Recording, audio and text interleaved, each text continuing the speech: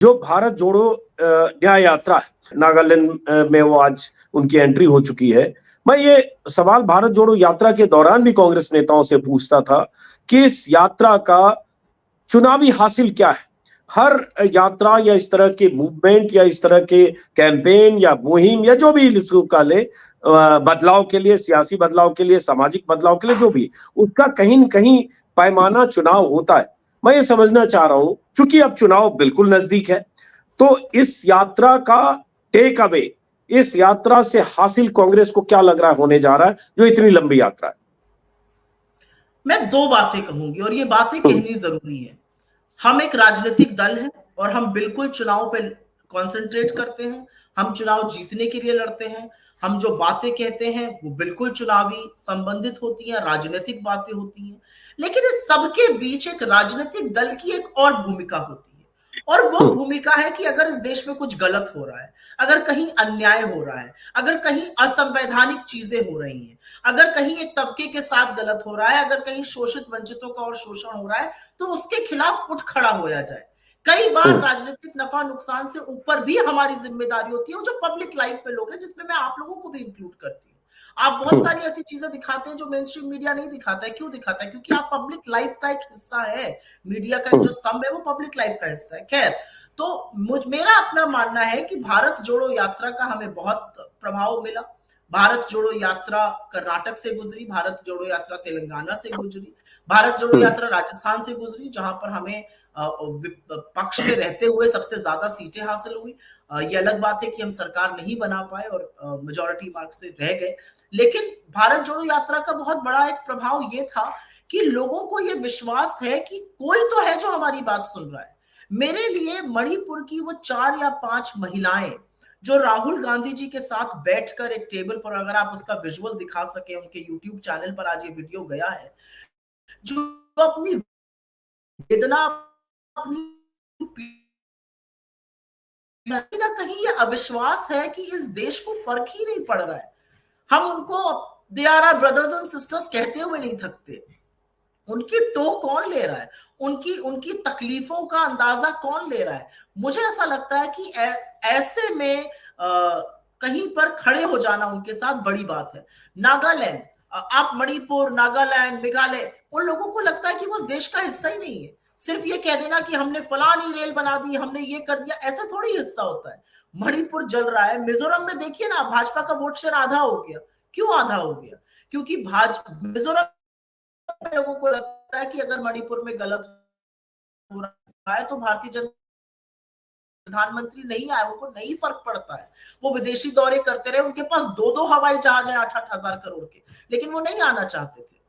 क्या वो अपने आप को असुरक्षित महसूस करते हैं? क्या उनको कोई फर्क नहीं पड़ता है? तो मेरा अपना मानना है कि भारत जो न्याय यात्रा इसलिए हम कर रहे हैं क्योंकि 10 सालों से इस देश ने राजनीतिक, सामाजिक और आर्थिक अन्याय झेला है। आर्थिक अन्याय, बेरोजगारी, महंगाई, आर्थिक असमानता, कुछ ही लोगों की भलाई, बाकी की गुर्बत, गरीबी में झेला है। सामाजिक अन्याय झेला है क्योंकि शोषित वंचितों का हनन हुआ है, उनके हक का। महिलाओं के खिलाफ जो अपराध बढ़े हैं, जिस तरह से पिछड़े वर्ग को और पिछड़ा बनाने की कुबत हुई है, और पॉलिटिकल अन्याय जो हमने देखा है। आप 150 सांसदों को संसद से निकालकर कौन से कानून बना रहे हैं? ये एक व्यक्ति विशेष की बात नहीं कि उस सांसद को निकाल दिया। वो सांसद 15 लाख लोगों की नुमाइंदगी करता है सदन में। तो जब आप एक सांसद को निकालते हैं तो आप 15 लाख की आवाज को चुप करते हैं। इस देश का कानून बनाते वक्त आपको देश के सदन में सांसदों की ही जरूरत नहीं है। तो इस तरह का जो अन्याय हुआ है उसमें न्याय की एक लौ जलनी चाहिए, और ये बात जरूरी है करनी। तो मुझे लगता है कि लेकिन राजनीतिक जैसे नफा राहुल अपनी गांधी, जगह। मणिपुर में राहुल गांधी की 2 दिन की यात्रा जिस दिन शुरू हुई, पहले ही दिन खबर आई, वहां से बयान आया मणिपुर के चीफ मिनिस्टर वीरेंद्र सिंह का कि राहुल गांधी यहाँ गड़बड़ी करने आए हैं, शांति से सब कुछ चल रहा है सुचारू रूप से, उसमें व्यवधान होगा, यहाँ जो स्थितियां खराब होगी। राहुल गांधी की यात्रा भारत जोड़ो नहीं, भारत तोड़ो यात्रा है। बीरेन सिंह मणिपुर के अभी भी मुख्यमंत्री बने हुए हैं। ये अपने आप में इस देश के नाम पर कलंक है। हमारे लोकतंत्र पर ये इतना बड़ा धब्बा है कि मोदी जी इसको धो नहीं सकते हैं कि बीरेन सिंह जैसा व्यक्ति जिसका राज्य के लोगों में कोई विश्वास नहीं है जिसके अंदर वो अभी भी मुख्यमंत्री बने हुए हैं। मैं बीरेन्द्र सिंह से पलट के पूछना चाहती हूँ, राहुल गांधी जी तो 3 दिन पहले गए हैं ना, अभी 4 दिन पहले जो 4 लोगों की हत्याएं हुई, जो असम राइफल्स और आपकी पुलिस में झड़प होती है, जो डिस्ट्रिक्ट दर डिस्ट्रिक्ट अभी भी कर्फ्यू लगता है, जो लोग हजारों की संख्या में राहत कैंप में रह रहे हैं, यह है आपकी न्याय व्यवस्था, यह आपकी कानून व्यवस्था। भारतीय सेना के साथ आप झड़प करते हैं, यह आपकी कानून व्यवस्था। आपकी कानून व्यवस्था यह कि इंटरनेट सस्पेंड रहने दो, यहां से खबरें ही वापस ना जाए। आपकी कानून व्यवस्था यह है कि 78 दिन लग गए एक भयावह वीडियो का, और तब यहां पर बात शुरू हुई मणिपुर की, और तब आपने टोल लिया, आपको पता नहीं था, आपकी इंटेलिजेंस नहीं है। जिस पुलिस से आप लोगों को प्रताड़ित कराते हैं कभी कभी, उस पुलिस ने आपको इंटेलिजेंस नहीं दी थी कि क्या हुआ। करोड़ों की भीड़ ने जो महिलाओं के साथ किया, वो राहुल गांधी जी के जाने के बाद हुआ या आपके रहते हुए वहां पर हुआ। मणिपुर इतना सुंदर प्रदेश, इतने अच्छे लोग, इतने शांति प्रिय, और बहुत अभिभूत होती हूं जब जब वहां जाती हूँ। और उनके साथ जो हुआ, और उसके बाद भी उनकी जो जिजीविषा है, उसके बाद भी जो उनका समर्पण है इस देश के प्रति, देश के संविधान के प्रति जो निष्ठा है, वो अद्भुत है। और उस पर बीरेन्द्र सिंह ऐसे बयान देंगे। 4 दिन पहले हत्या हुई है मणिपुर में, वो किसी के जाने से हो रही है, आपकी नाक के नीचे हो रही है। ये डबल इंजन की सरकार है जहां पे इंजन 2 तरफ भाग रहा है। क्या बोला जाए इस पर? चलिए, ये तो आपका जो भी मणिपुर की स्थितियां हैं, या जो मणिपुर के मुख्यमंत्री ने कहा, उसका जवाब अपनी जगह वाजिब भी हो सकता है, क्योंकि मणिपुर में जो हो रहा है 8 महीने से सब कुछ ऑन रिकॉर्ड है, पूरी दुनिया देख रही है। इसमें कोई शक नहीं कि प्रधानमंत्री मोदी नहीं गए, इसमें कोई शक नहीं कि उनका बयान भी कई महीने बाद तब आया था, 78 दिनों बाद, जब सुप्रीम कोर्ट का हंटर चला। इसमें कोई शक नहीं कि मणिपुर में स्थिति आज भी पूरी तरह से नियंत्रित नहीं है, और हजारों लोग शरणार्थी शिविरों में रह रहे हैं। लेकिन हम पॉलिटिकल अगर समझें, क्योंकि सुप्रिया, ये सारे आरोप या स्थितियां या मुद्दे, ये तब तक इस पर बात होती रहेगी और माना जाएगा कि आप सही मुद्दे उठा रहे हैं, जब तक चुनाव नतीजे नहीं आए। चुनाव नतीजे आएंगे अगर, और नतीजे अगर कन्वर्ट नहीं होते उस दिशा में जो आपको लगता है कोर इशू है, तो फिर तो बात होगी जैसे अभी राहुल गांधी 66 दिन 15 राज्य होकर गुजर रहे हैं, इसमें लगभग 350 सीटें हैं। 2019 में इनमें से सिर्फ 14 सीटें कांग्रेस जीती थी। बीजेपी ने कोई जबरदस्त कामयाबी ज्यादा राज्यों में मिली, उसका डेटा मैं आंकड़ों पर नहीं जाना चाहता हूं। तो राहुल गांधी की इस यात्रा का एक मकसद सद्भाव, न्याय, जागृति और इंसाफ के लिए आवाज बनना, ये सब सही है। लेकिन मैं फिर वही सवाल पूछता हूं कि इंडिया गठबंधन के जैसे केसी त्यागी ने एक बयान दे दिया कि ये ऐसे वक्त में साझा रैलियां होनी चाहिए थी, या इंडिया गठबंधन की तरफ से इस तरह की कोई मुहिम होनी चाहिए। तो मैं समझना चाह रहा हूँ, पॉलिटिकल आउटकम, फिर वही सवाल रिपीट लगेगा, पॉलिटिकल आउटकम के मद्देनजर इसको आप लोग कैसे देखते हो?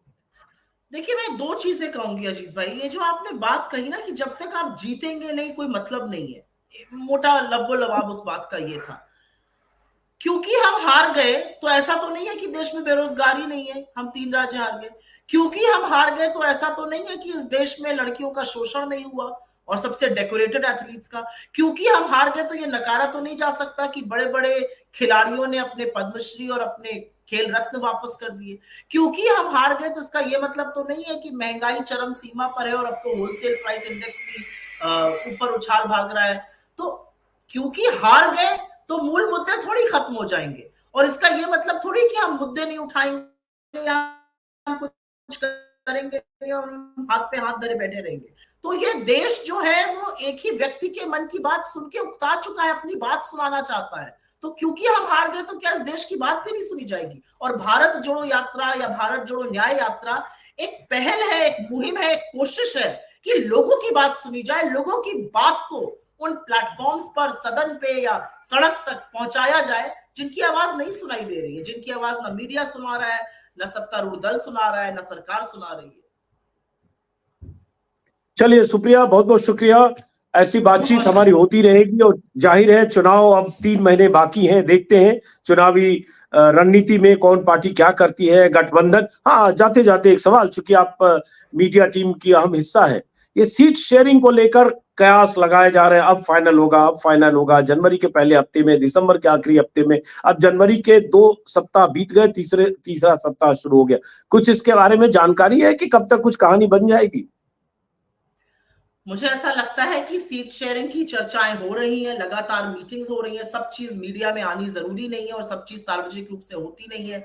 कहीं पर भी कोई टिकट जो 4 महीने, 5 महीने, 6 महीने पहले अनाउंस नहीं होते हैं। चुनाव मैंने बचपन से देखा और अभी भी देखा है, टिकट वितरण जो है वो पास में होगा। हमारी लीडरशिप एक दूसरे से बात कर रही है, एक मोटी सहमति सीट्स पर बनी हुई है हर राज्य में, और जहां पर हमारा और बीजेपी का डायरेक्ट कॉन्टेस्ट है उस पर हम तैयारी कर रहे हैं।